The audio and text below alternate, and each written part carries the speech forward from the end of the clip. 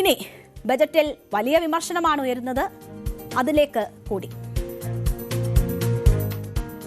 സംസ്ഥാന സർക്കാരിന്റെ പുതിയ ബജറ്റിൽ വിമർശനങ്ങളുമായി പ്രതിപക്ഷം രംഗത്ത് വന്നിരിക്കുന്നു. സ്വകാര്യ മേഖലയ്ക്കുള്ള അമിത പ്രാധാന്യവും ഭൂപരിഷ്കരണം അട്ടിമറിക്കാനുള്ള നീക്കവുമാണ് വിമർശനത്തിനിടയാക്കിയത്.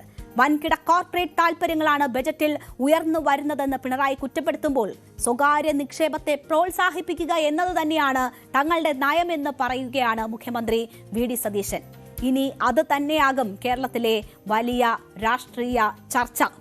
അപ്പോൾ ഇന്ന് വിസ്മയമുണ്ടാകുമെന്ന് പറഞ്ഞുവെങ്കിലും ഒന്നും കാണാനില്ല എന്നതാണ് പിണറായി ഈ ബജറ്റിനെ കുറിച്ച് പരിഹസിച്ചത്.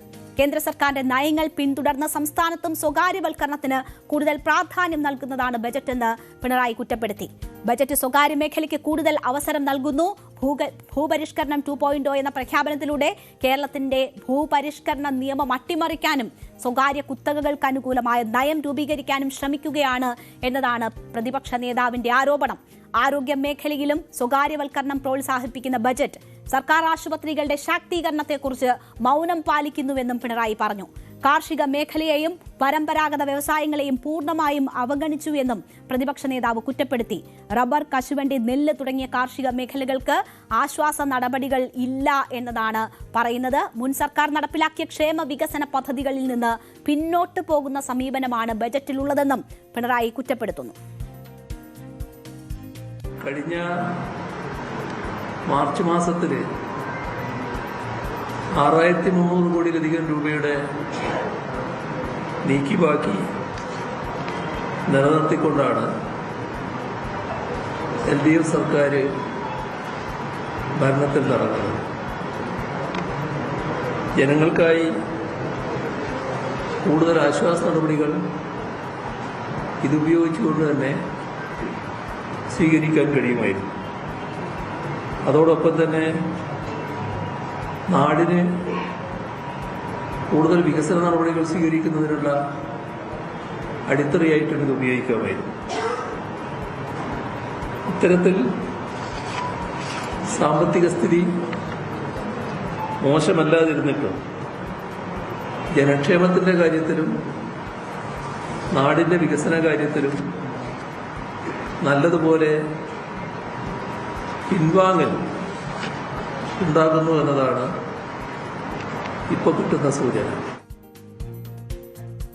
വി.ഡി. സതീശൻ അധികാരം ഏറ്റെടുത്തതിന് തൊട്ടു പിന്നാലെ ധവളപത്രം പുറത്തിറക്കിയത് പ്രതിപക്ഷത്തെ, അതായത് ഭരണത്തിലിരുന്ന LDFനെ വലിയ രീതിയിൽ അസ്വസ്ഥപ്പെടുത്തിയിരുന്നു. കേരളത്തെ കടക്കെണിയിലാക്കിയെന്ന ആരോപണം അവരെ അസ്വസ്ഥപ്പെടുത്തുന്നതായിരുന്നു. എന്നാൽ ഇന്ന് അതിന് മറുപടി പറയുകയാണ് പിണറായി. കേരളത്തിന്റെ സാമ്പത്തിക സ്ഥിതി മോശമല്ലെന്ന് തെളിഞ്ഞു എന്നതാണ് പിണറായി വിജയൻ ഈ ബജറ്റ് അവതരണ വേളയിൽ സൂചിപ്പിക്കുന്നത്. സ്വാഭാവിക ബാധ്യതകളെ സർക്കാർ പെരുപ്പിച്ചു കാട്ടുകയായിരുന്നു എന്ന് കുറ്റപ്പെടുത്തുന്നു. മാത്രവുമല്ല, കിഫ്ബിയുടെ ചിറകരിയുന്ന സമീപനമാണ് സർക്കാർ സ്വീകരിക്കുന്നതെന്ന് ആരോപിക്കുന്നു. ലൈഫ് പദ്ധതിയെ തകർക്കാൻ നീക്കമുണ്ട്. ആരോഗ്യ ഇൻഷുറൻസിന് 10 കോടി മാത്രമാണ് മാറ്റിവെച്ചിട്ടുള്ളത്. ഇത് പ്രഹസനമാണ് എന്ന വിമർശനം കൂടിയാണ് പ്രതിപക്ഷം ഈ ബജറ്റിൽ കാണുന്ന വീഴ്ചകൾ അല്ലെങ്കിൽ കുറ്റപ്പെടുത്തലുകൾ, പ്രതിപക്ഷത്തിന്റെ ഭാഗത്തു നിന്നും ഉണ്ടാകുന്ന കുറ്റപ്പെടുത്തലുകൾ. ഇതിന് മറുപടി പറയുന്നുണ്ട് മുഖ്യമന്ത്രി വി.ഡി. സതീശൻ. സ്വകാര്യ നിക്ഷേപം കൊണ്ടുവരാനാണ് ഈ ബജറ്റ് എന്ന പ്രതിപക്ഷ നേതാവ് പിണറായി വിജയന്റെ ആക്ഷേപം ശരിവെക്കുകയാണ് മുഖ്യമന്ത്രി വി.ഡി. സതീശൻ.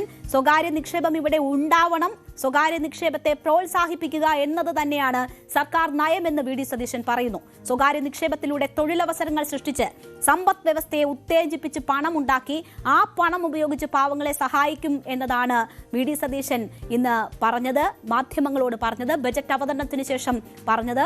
നിലവിൽ 5 പൈസ കയ്യിലില്ല, എന്നിട്ട് പഴയതുപോലെ ആകണമെന്നാണ് പറയുന്നത്. അതിനല്ല ഞങ്ങൾ അധികാരം ഏറ്റെടുത്തത് എന്നതാണ് വി.ഡി. സതീശൻ പറയുന്നത്. തെരഞ്ഞെടുപ്പിന് മുൻപ് തന്നെ തങ്ങൾ ഇക്കാര്യം ജനങ്ങളോട് പറഞ്ഞിട്ടുണ്ട്.